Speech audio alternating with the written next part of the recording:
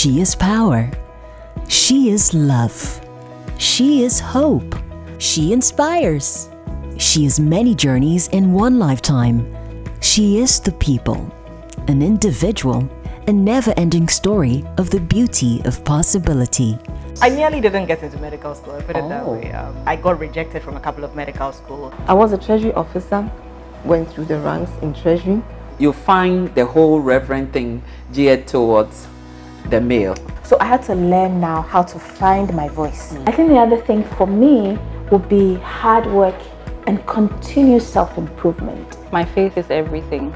Be a part of She Inspires this and every Wednesday on the I Am Drive on Sunny 88.7 FM, 8:30 a.m. and live on Facebook same time. Also join in on Sunny TV every Wednesday at 8:30 p.m. She Inspires is proudly brought to you by She Inspires. I'm so excited to have on She Inspires today one of Ghana's top 10 women in PR. The corporate communications manager at Vivo Energy is Mrs. Shirley Tony Kum. Shirley, it's so great to have you on She Inspires. I'm also glad and excited to be here.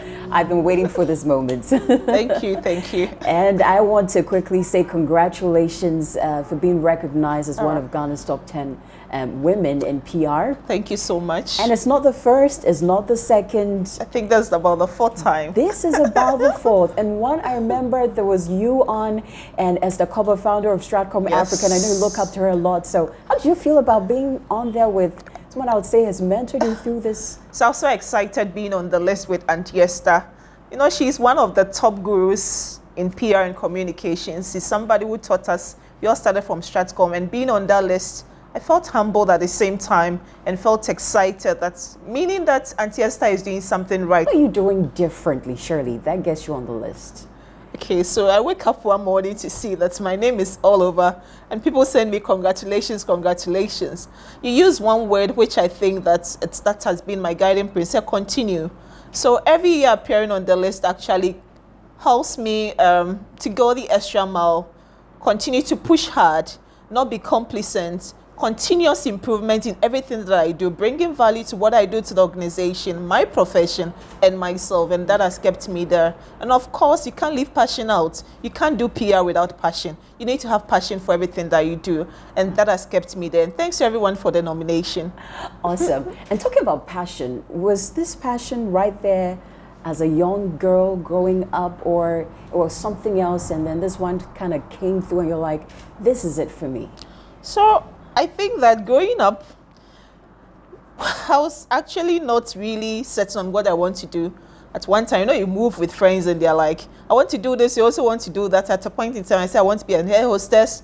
Then I saw the likes of Gifty Auntie, Francisca, Ashidontu, ambassador now. Reading, I felt that kind of passion in there. I love the way they'll read. I was like, are they reading on any screen, anything?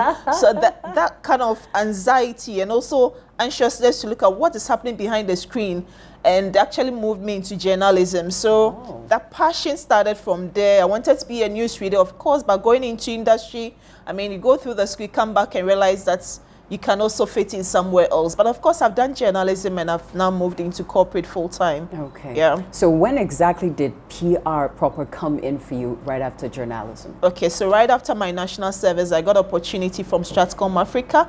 I remember it was a tough interview. You have to go through some written interviews and also do some orals. I remember they asking me, Shirley, are you sure? I mean, why should we employ you? Because you just finished your national service. We need experienced people to go into the mines. And that was Newmont then. Then I said, I mean, this is a mistake every employer is making. If you don't employ you boldly me. Said that yes, I said that interview. during the interview. Yes. Wow. I was so desperate. Something people would think, but not. No. I'm the firstborn, and I was so desperate for a job. So I told them that if you don't employ me, how do I get the experience, I mean, that I need to survive in the industry? And they were shocked. I mean, they looked at each other's face. And I was there one December. They called me, Shirley, are you ready to go into the mines? I said, yes, I'm going. And my friends were like, Shirley, are you leaving Accra to go there? I said, yes, I'll go. And it has been a fulfilling journey. So that's where my career in corporate communication started, right from the mines. You know, when you walked into that interview, you boldly said what people would only think, and you left, did you kind of go like, oh my, I I shouldn't have said this? Or you were like, I'm glad I said this? No, I'm glad I said that because prior to that, I'd attended several interviews and I felt that no, they are not doing the young ones a favor, because who should employ us to get the experience? And it's about time I bring that out. And I'm glad I did. And I'm sure it's also helped other people along the way. So when that call came through, how did you kind of scream, or you're like, yeah, I told you I can do this? I screamed, of course, I screamed. And going into the mines was a totally new experience. I've been in Accra all this while for my tertiary education. So going to the mines, the community bits, new environments, ways of working, I was really anxious to go in there, and I still have memories of the mines. And I would love for us to talk about your memories at the mines, but you talked about being the firstborn.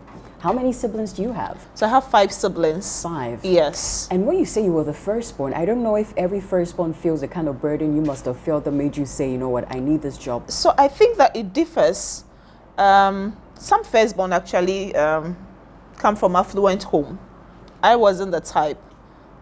Actually, my parents were not that rich, though they took me to one of the best schools in the Western region. Which school was that? That was Chapel Hill Preparatory School. Okay. Yes, so my parents were not that rich. I remember all the school fees that they used to start children. The school people, I was one of them. There wasn't any list that my name wasn't on it. My. Yes, but I mean, it paid off. So that kind of burden on you that you need to do something so they can support your parent was there. And of course, my parent divorced when I was in class 3. So you can imagine the impact on me. But I mean, growing up, I've really understood why things went that way. It's interesting that you mentioned this because I don't know if everyone is able to come out of a home like that still put together after a divorce. So some children really has a great impact on them. How would you say it sort of impacted you in any way as young as 3 years? Your parents were together, then there was a divorce.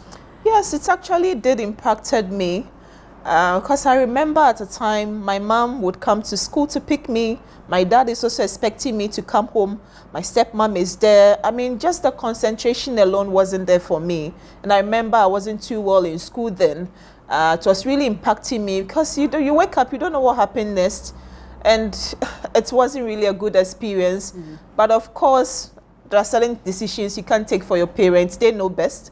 And in any case, I'm so grateful that they raised me to this level. Sure. Yeah. And how would you say you were able to pull through that? So I was so glad I got a great sus at the time. Sure. And so I got my first choice schools at Infantiman Girls Secondary School, Moga. I'm proud to be one. You'll be the second on this show. Okay.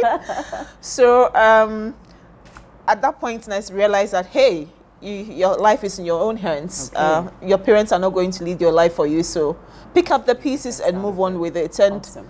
I mean, there was no way I held any resentment against my parents. I was still collaborating with them. Awesome. And they've been so good. I'm so glad. So let's talk about your time in the mines. National service, you walk into an interview with confidence you probably had never seen in a while, probably never seen before. Yeah. And then you've been in Accra your whole life. And you pick up your bags and go to where exactly? So I went to New Abrim. So I remember when we were going, I'm actually a Tadi girl anyway. Oh. Yeah, so right from Fantiman, then I came to Accra to Ghana Institute of Journalism. Okay. So after journalism, that's when I got a job. And I remember when we were going to the mines, it was about 4 hours journey. I always tell people that they are saying like, Shirley, you're going into the village. I say, have you seen gold being mined in the city? In the city before. Yeah, so we have to move. And that was I was seeing lots of greens. Say, hey, where are we going? Then I get to a point where they were doing the galamsey, that's Noyem at the time. Then finally we got to the mines and it was like, saw the expatriates, the whites, everyone, and different cultures. And I mean, it was so, it was so humbling and it's been a good one. Learn about how they think. I mean, in the mines, you really appreciate how people do or why people do what they do. Okay. Different interests. The youth group have their own interests. The assemblymen have their own interests. Even the chiefs have their own interests. So then the religious bodies, everyone. So you work with lots of cross-section of all the stakeholders that matter. And that has built my experience, my engagement and relationship with people. With others. Yeah. Let's talk about your greatest memory you hold so dear at the mines. But for how long were you at the mines anyway? I was actually 8 years in the mines, yes, and I'm also 8 years in Vivo Energy now. Would you come to Accra or you stayed there for the whole 8 years? Okay, so no, so I stayed there for a while. I got married in the mines. Okay. Yes, and I had to come back to Accra when I gave birth. At that time, there were no good schools in there, and I wasn't like going to chase money and at the expense of my kids' education. So I left the child here with my sister. We're going and coming every weekend. It was very challenging. Every weekend? Every weekend, yes. You and your husband? Every weekend, yes. Wow. Every weekend. It was very tiring, especially when you're leaving the kid and coming, just seeing the child crying That's alone tough. can break you down. So at times we had to sneak at dawn. Oh my. Yes, just to leave the child. We get there. It's quite... It brings some emotions, but they are fine now. So For how long did you keep up with this schedule? for that should be about 6 years. 6 years. 6 years. So I was determined to come back to Accra. There were times I had calls that my child is not well, and I'll just tell them, now what, bring my clothes to Nyaho. So I just meet them at Nyaho clinic, right from the mines straight to Nyaho. I don't even go home, go and sleep there. And I said, hey, I think I've done enough. I have to go back. I started searching for a job. I got a job. I was pregnant. That's also another story. Which we can go into. But you know, some people say there's this mom guilt where sometimes you feel like you should be there for your child at this time and you could not be there. I mean, you're talking about the challenge of back and forth, having to sneak in at dawn. Was there ever a time you said, it looks like I may have to choose between this and the children, or my family and my job? Did you ever go through such a period? Yes, so I mean, it's quite challenging. It's quite, I don't know the word to use, but it's sad. There were times I was like, God, is it possible I can get a transfer to the head office in Accra? And Accra was choked at the time. No one was leaving. There was no vacant position in the communication unit. So I had to keep up or mark the time in quotes. And I realized that, no, it was becoming too much. And well, my husband could be in the mines, then maybe I can come. So I started looking for this job. And luckily for me, I got it. But choosing between my kids, of course, I made sure that I got the support that was needed for him at the time, ensure that he was in the best school, and always getting in touch with them anytime, any day. Yes, let's talk about your best memory at the mine, and let's move to your time here in Accra when you eventually got what you wanted. One of your greatest memories. My greatest memory was actually during the when there are demonstrations. Really? Yes. Tell me about that. Yes. So you wake up one morning and you have the community in front of the mine gate, and they are like, "Hey, you've taken us our lands. We need employment." I mean, these are people who have been engaged, and these are people you sat down with them, have the livelihood enhancement program for them. But yes, still, you know, man, they'll take their compensation and still knock on your door. That hey, after the money is gone, we've changed our mind. Exactly, and that's when crisis communication come in there. So. Now you have to deal with a crisis. You get people, the media guys calling you, hey, Shirley, we just got a call that there's a demonstration in New Abrim. What's happening? But because of the regular engagement we continuously had with the media, they actually consulted us before going to air on any publication. That was my moment. I mean, dealing with the community and also dealing with the media, bringing them together for an amicable solution. And that has been my greatest memory, especially during the demonstration times. You held the fort. Yes, and you're all in there, and I mean, we're holding their clubs and stuff, but it was nice. Clubs. Yeah. Lord have mercy, surely. This is SheInspires with a corporate communications manager of Vivo Energy, Mrs. Shirley Tony Kum. And I'm enjoying this conversation with her. There's more to come as she talks about experience at Vivo Energy. We're going to be talking about her faith, also her top 3 lessons right here on SheInspires. I'm Jennifer, and thank you to our sponsors, Hotel Kasarari, for this location. Sir Ban, thank you for this lovely shirt. Also, Duffy's Health and Beauty. They're into 100% natural skincare products and feminine products. Also, Ajili Jewelry and Eddie's Pizza. Stay with us right here on SheInspires. Duffy's Ohima New. Duffy's Ohima Feminine Mischanti. A massable so many so Emma. Ye bui and Sayente yo bia. A san siesi man cassa. Duffy Busiana Ekese. Intie their mouth for comfort and no panel. Duffy shower gel and pour na money. You want to dear and a cocoa dear. What did Jaria and my natural look?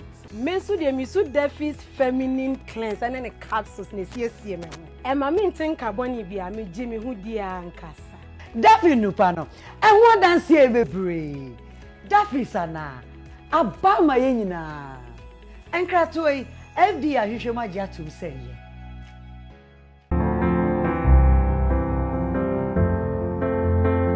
Elegance, comfort, pristine, relaxing. Welcome to Hotel Kasavere, located in the heart of East Legon, Accra. Perfect home away from home. With incomparable attention to detail, we have mastered the unique culture of Ghanaian hospitality. Treat yourself to delicious local and continental dishes from our 24-hour restaurant and take a cold swim to relieve your stress. Call Hotel Kasarere today on 0540 348876 for a truly royal experience.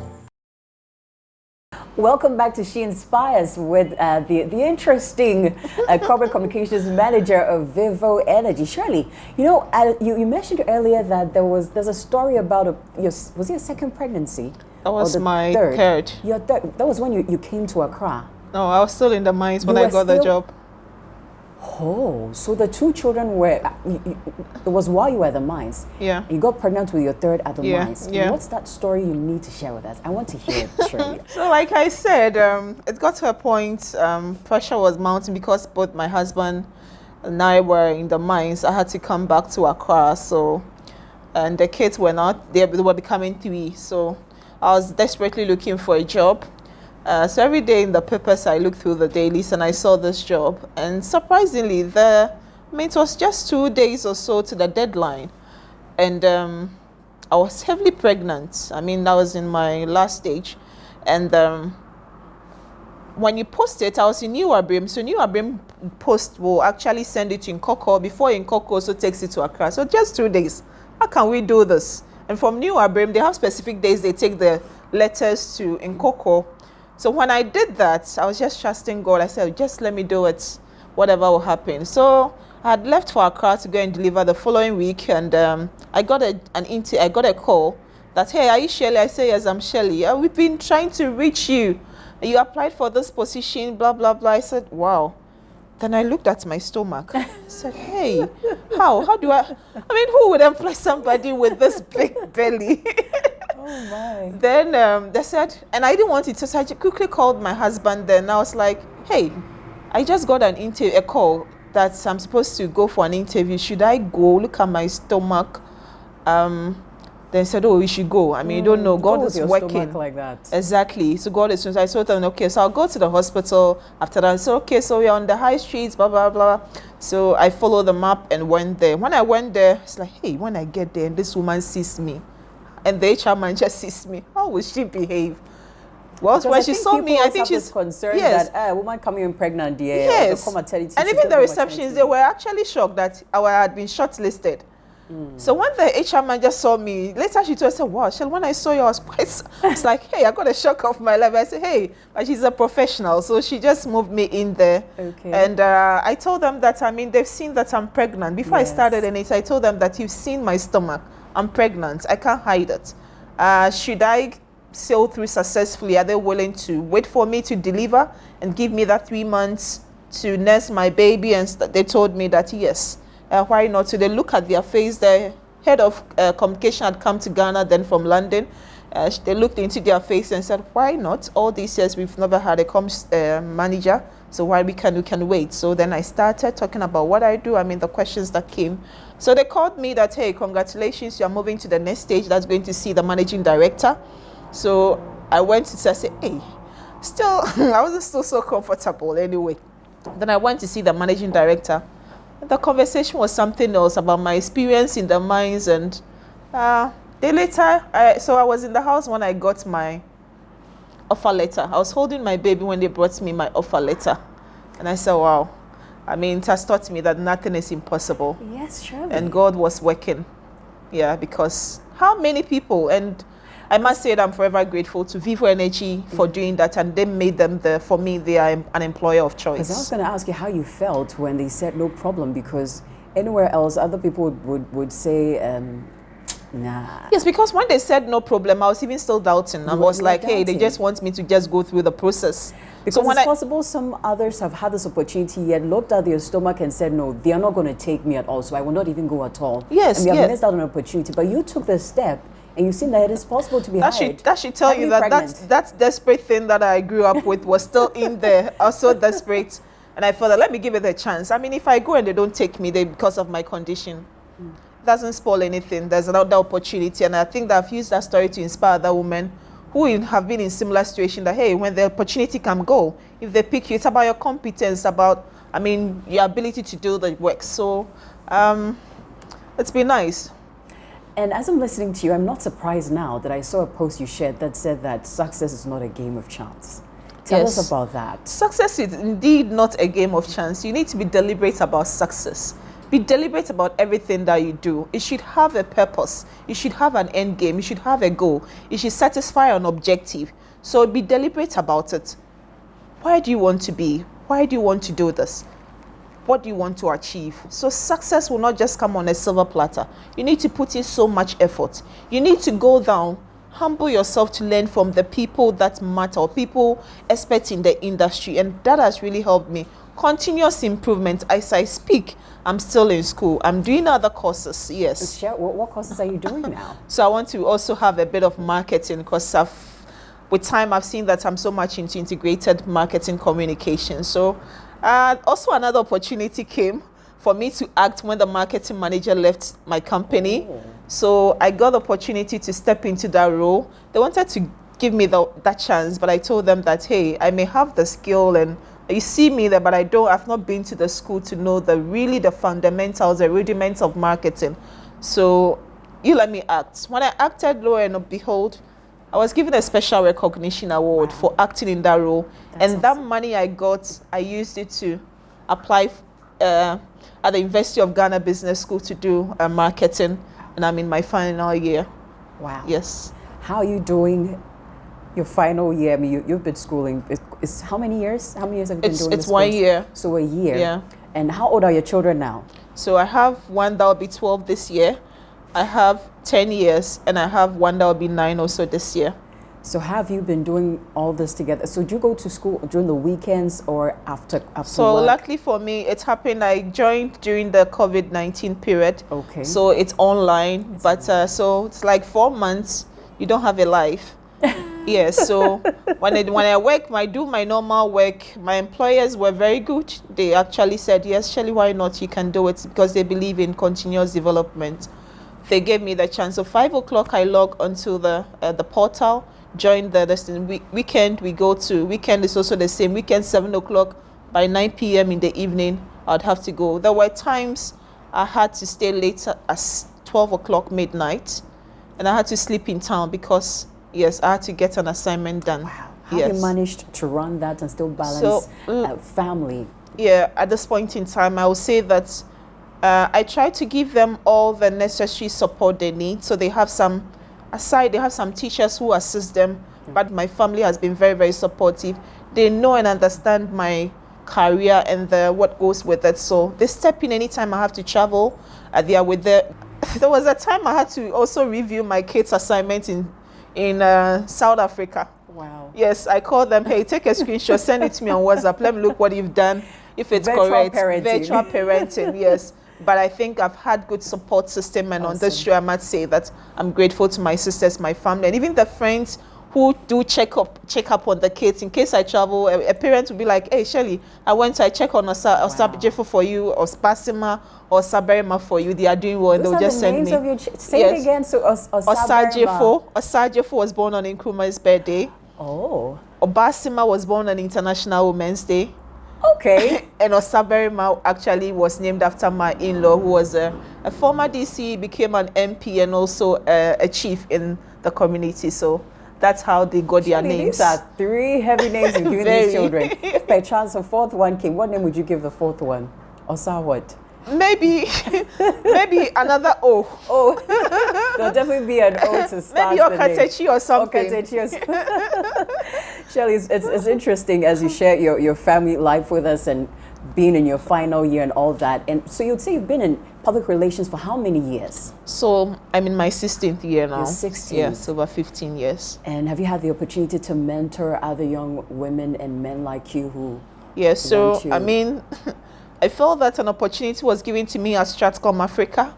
They took me on, and I must also do the same for others. So I have people I mentor. It's not only Ghana. I have people who also contact me from other countries. Shirley, I need this. Shirley, I've seen you did this. Can you share the plan with us? How did you go about it? I have this program. And even some colleagues who at times want me to have a second eye over their plans or strategy. So I do mentor people. I know I've not gotten much time, but I mean, that little time I spend with them, I think has been quality, and I continue to follow up on them. And my doors are always open. That's one thing about me. You can just walk into my office anytime. Shirley, you could, I mean, definitely you are one bold woman. I mean, I can't forget, I would never forget this thing about this interview, telling them what you said. But tell me how your faith has been central to who you are. So I'm actually a Christian, of course, a Methodist. I'm a member of the Susanna Wesley Missionary Auxiliary, that's a SUMA, and also as an executive in my society. I believe in the God factor in everything that I do, right from infancy. God has been my guide, because looking at where I'm coming from, it can only be God. And I always say that to God be the glory, and I use the hashtag Togobeg if you follow me. Yes, yeah, so good you mentioned that.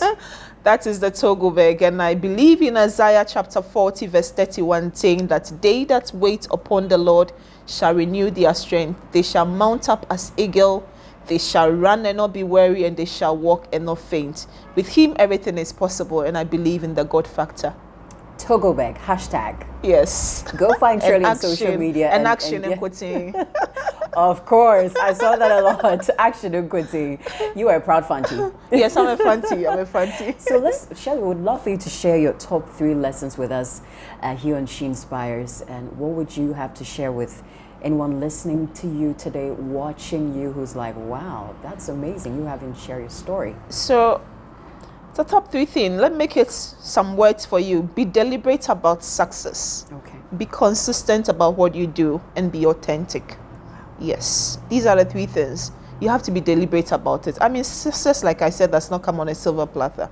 You need to be hardworking. Whatever you are doing, put your heart and mind into it. Do it with passion. Anything that there is passion, it comes out so well. Continue. There are people in the industry you can learn from. There are people, don't feel shy. Don't think, well, I have 20 years experience. I can't go to this person who has 5 years experience doing something amazing. I don't want to lower myself to that level.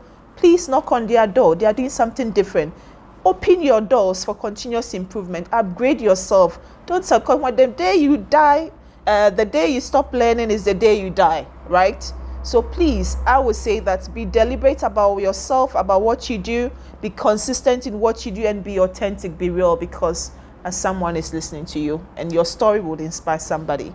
So that's like DCA. Yes. Be deliberate. Be consistent. Be consistent. And be authentic. And be authentic. And I think that's something good and something wonderful to pick up from as SheInspires today. Shirley, I could talk to you for the next 2 hours and not realize the time is passing by, but our time is up and we've got to go.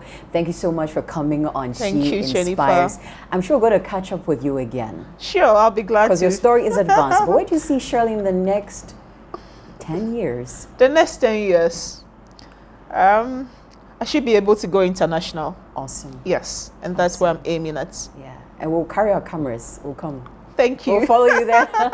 Thank you. SheInspires will definitely come along. Thank you all for joining us on today's edition of SheInspires with the Corporate Communications Manager of Vivo Energy, Mrs. Shirley Tony Kum. A big thank you to our sponsors. We can't appreciate you enough. You make it possible for us to talk to inspiring women like Shirley each and every week. Hotel Kasareri, thank you for our location. Saraban, thank you for this gorgeous shirt. Also, Eddie's Pizza, Duffy's Health and Beauty. If you want want any feminine products, you want health products that are 100% natural, you want to speak to our friends at Duffy's Health and Beauty and also at J-Late Jewelry. Thank you to all of our amazing sponsors. My name is Jennifer Jessica Danquah. Catch you on next week's episode of She Inspires. Bye-bye.